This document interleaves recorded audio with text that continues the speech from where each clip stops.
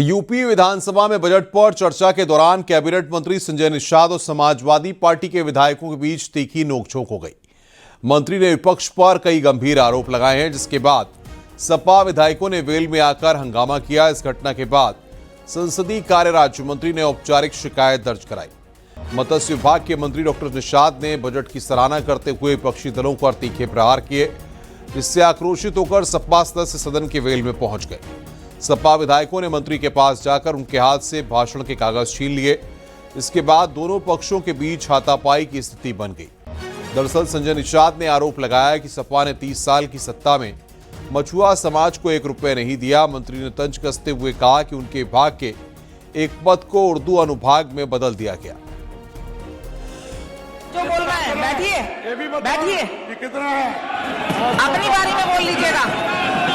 आज के दिन में मैं कहूंगा अधिष्ठाता महोदय, 1 मिनट, अधिष्ठाता महोदय, ये सदन में बैठे हो, इस सदन में बैठे हो तो निषादों की लड़ाई की वजह से बैठे हो। पहले यहाँ अंग्रेज बैठते थे, यहाँ अंग्रेज बैठते थे, सुनो, यहाँ अंग्रेज बैठते थे, अरे सुन लीजिए, यहाँ अंग्रेज बैठते थे, हमारे लोगों ने गला काट के फेंका है, देश को आजाद कराया है। तब आप बैठे हो, सुनना पड़ेगा। क्रिमिनल कास्ट हम घोषित है, अंग्रेजों के काले कानून से हम प्रभावित है। क्या यादव भी प्रभावित है? क्या यादव है? क्या उसमें है? क्या है? माननीय मंत्री जी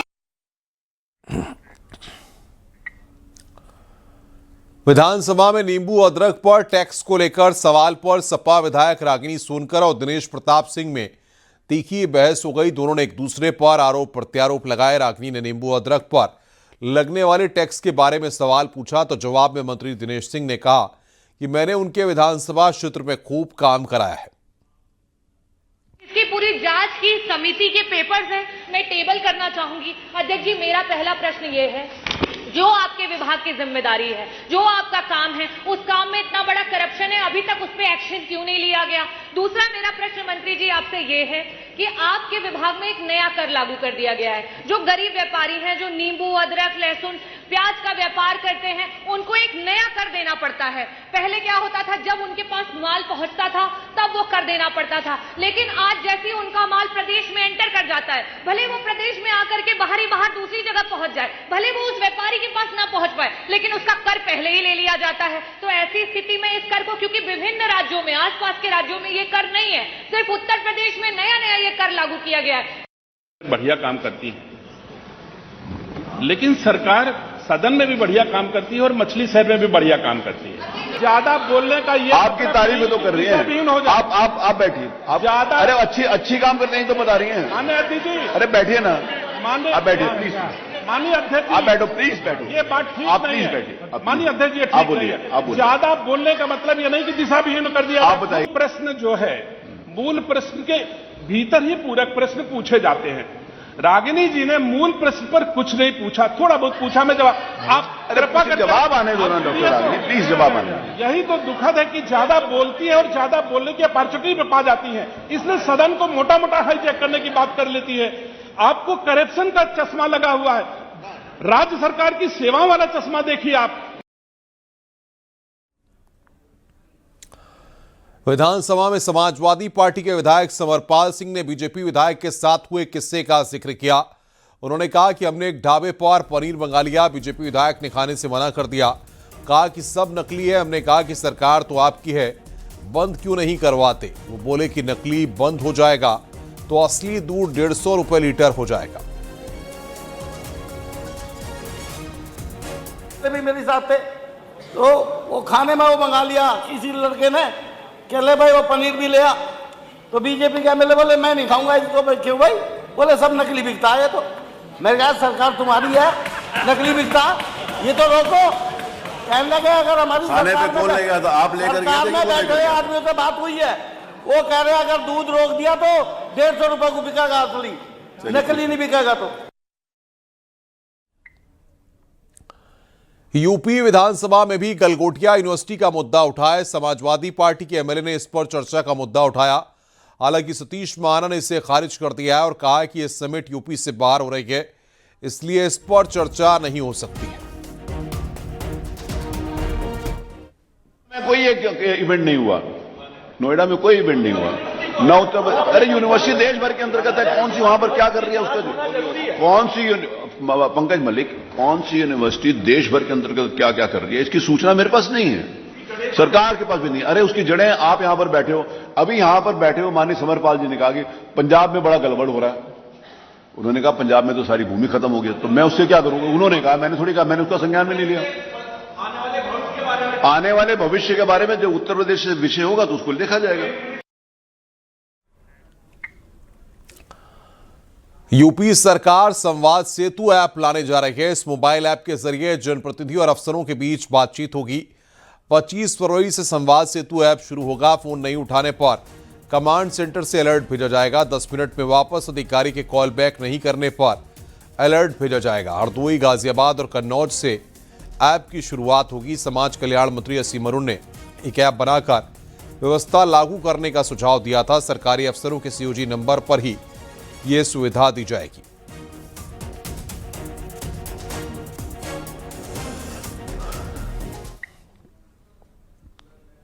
वाराणसी में आज बीजेपी की पाठशाला लगी, जहां 210 पदाधिकारियों को हैट्रिक का मंत्र मिलेगा। वाराणसी के सारनाथ में आज बीजेपी के दिग्गज जुट रहे हैं। संगठन मंत्री से लेकर डिप्टी सीएम तक शामिल होंगे। पाठशाला में मोबाइल फोन ले जाने पर पूरी तरह से पाबंदी है। नोटबुक और पेन लेकर ही नेताओं को एंट्री मिलेगी। यूपी से 90, बिहार से 70 और उत्तराखंड से 31 पदाधिकारी जीत का मास्टर प्लान बनाएंगे। सुबह काल भैरव और काशी विश्वनाथ मंदिर में मत्था टेकने के बाद भाजपा की केंद्रीय प्रशिक्षण कार्यशाला शुरू हुई है। पंडित दीनदयाल उपाध्याय प्रशिक्षण महाअभियान की काशी में आज से शुरुआत हो गई है। इस वक्त मैं सारनाथ के केंद्रीय तिब्बत संस्थान में मौजूद हूं, जो केंद्रीय उच्च तिब्बती शिक्षा संस्थान कहलाता है, और यहीं पर ये मीटिंग शुरू हो गई है। अभी फिलहाल भाजपा के प्रदेश अध्यक्ष पंकज चौधरी यहाँ पहुँच गए हैं। इसके अलावा डॉक्टर रामशंकर कठेरिया पहुँच गए हैं और संगठन के कई बड़े चेहरे पहुँच गए हैं। कुछ देर में उत्तर प्रदेश के डिप्टी सीएम ब्रजेश पाठक भी इसमें शामिल होंगे और संगठन महामंत्री पाल जी मौजूद होंगे। तो संगठन के बड़े चेहरे इस पूरी मीटिंग में मौजूद होंगे और इसमें उत्तर प्रदेश, उत्तराखंड और बिहार के जो कार्यकर्ता हैं, पदाधिकारी हैं, वो इसमें शामिल किए गए हैं। तो 2027 के चुनाव से पहले ये महाअभियान की शुरुआत हुई है प्रशिक्षण की, और जो लोग यहाँ प्रशिक्षण लेंगे वो जाकर अपने फिर बूथ स्तर पर उस प्रशिक्षण। उत्तर प्रदेश की सियासत में एक बड़ा सवाल उठ खड़ा हुआ है। कभी मायावती के सबसे भरोसेमंद रहे नसीमुद्दीन सिद्दीकी अब समाजवादी पार्टी में है। 2027 से पहले उनकी एंट्री क्या अखिलेश यादव को नया आजम खान देने की तैयारी है? क्या नसीमुद्दीन अखिलेश के आजम बन पाएंगे? देखिए हमारी रिपोर्ट।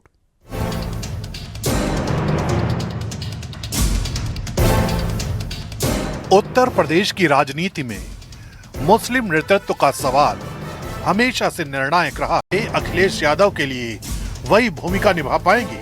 पावर नेता के पास होता है, हम उसकी किरणें हैं। वो सूर्य है, अखिलेश यादव जी सूर्य हैं, हम उनकी किरणें हैं। हजारों किरणें, लाखों किरणें आती हैं। सीधी सी बात ये, अखिलेश यादव जी ने जो काम किए अगर मैं बताना शुरू करूंगा, और इसलिए नहीं, जब मैं नहीं था सपा में तब भी मैं कहता था। पार्टी नेताओं का कहना है कि 2027 विधानसभा चुनाव में नसीमुद्दीन सिद्दीकी का संगठनात्मक अनुभव अहम साबित होगा। हम ये कह सकते हैं कि आजम साहब का बहुत बड़ा कद है और नसीमुद्दीन सिद्दीकी जी आए हैं और हमको, दल को और पीडीए के नारे को एक ताकत मिलेगी।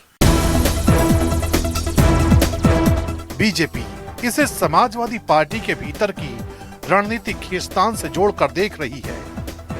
उसका कहना है कि अखिलेश और आजम के रिश्ते पहले भी सुर्खियों में रहे हैं। ऐसे में नया संतुलन बनाने की कोशिश हो रही है। तो हम लोगों को पता लगा, तमाम लोगों ने आके बताया कि नसीमुद्दीन सिद्दीकी जब सपा कार्यालय के अंदर गए तो उनकी ही बिरादरी के कार्यकर्ताओं ने, जो सपा के प्रमुख कार्यकर्ता और नेता हैं, उन्होंने कहा दगा ट्रांसफार्मर को ले लिया है अखिलेश जी ने, इससे कुछ होने वाला नहीं है। तो बड़ा सवाल अब भी कायम है, क्या नसीमुद्दीन सिद्दीकी अखिलेश यादव के लिए वही राजनीतिक स्तंभ बन पाएंगे जो कभी आजम खान थे?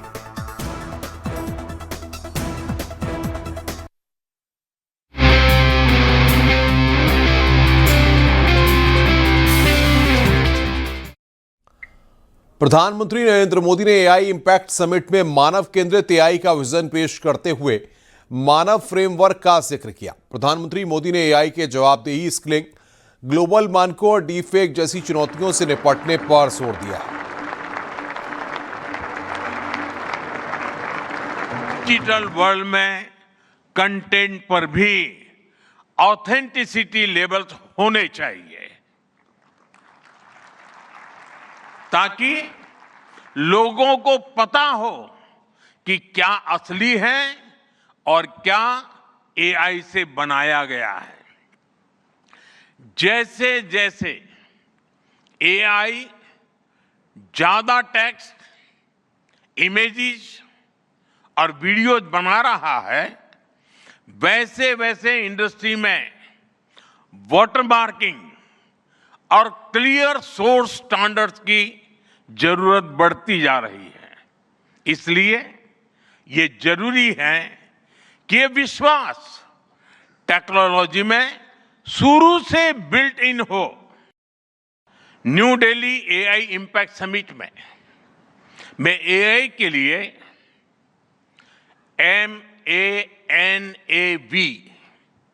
MANAV मानव विजन प्रस्तुत करता हूं। मानव का अर्थ होता है ह्यूमन, और मानव विजन कहता है मोरल एंड एथिकल सिस्टम्स, यानी एआई एथिकल गाइडेंस पर आधारित हो। अकाउंटेबल गवर्नेंस, यानी transparent rules, robust oversight and national sovereignty, यानी जिसका डेटा उसका अधिकार। एक्सेसिबल एंड इंक्लूसिव, यानी एआई मोनोपोली नहीं, मल्टीप्लायर बने। वैलिड एंड लेजिटिमेट, यानी एआई लॉफुल और वेरीफाइबल हो। भारत का ये मानव विजन